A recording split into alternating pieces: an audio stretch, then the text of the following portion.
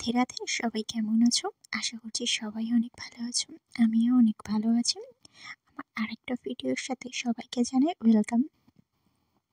জগদ্ধাত্রী পুজোর দিন আমাদের বাড়িতে রাধা গোবিন্দ আসেন এবং পুজো হয়ে সেই দিনই আবার চলে যান।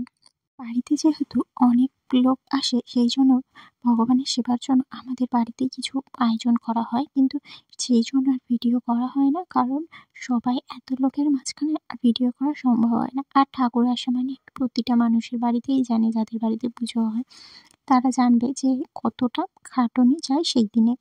সেই জন্য আর ভিডিও করা হয়নি, কিন্তু কিছু ক্লিপ অন্যদের থেকে নিলাম। আমাদের ফোনে তো কোনো ক্লিপই ছিল না, বাট অন্যদের থেকে নিয়ে এই ভিডিওটা পোস্ট করছি।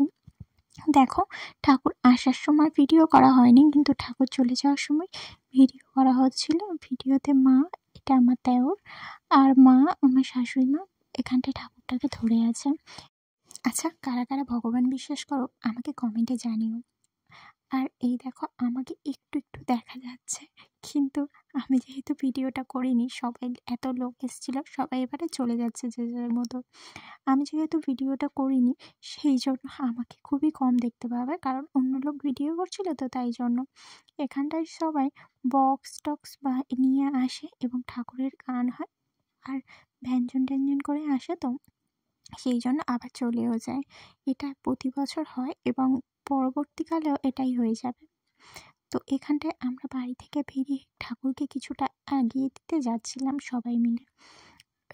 আর তোমরা অনেকেই হয়তো ভাবছো যে জগদ্ধাত্রী পুজোর দিনে কিসের জন্য রাধা গোবিন্দ আসবে, পুজো হয়। এটা আমারও ঠিক জানা নেই, কিন্তু শুনেছি যতদূর, মন্দির প্রতিষ্ঠা নাকি ওই দিনেই হয়েছে, ওই দিন ধরেই তাই আসে। প্রতি বছর ওই জগদ্ধাত্রী পুজোর দিনেই আসা হয়। আর আমাদের গ্রামের রাস্তায় কেমন লাগছে তোমরা জানিও। আমার তো এই রাস্তাটা খুবই ভালো লাগে, চারিদিকে শুধু গাছ। এখানটায় দেখো গোমাতাও বাঁধা আছে। সবাই চলে যাচ্ছে আর আমরা এই পর্যন্তই এগিয়ে দিয়ে এসেছিলাম। আচ্ছা, ভিডিওটা এখানেই শেষ করলাম। ভিডিওটা কেমন লাগলো কমেন্টে জানিও।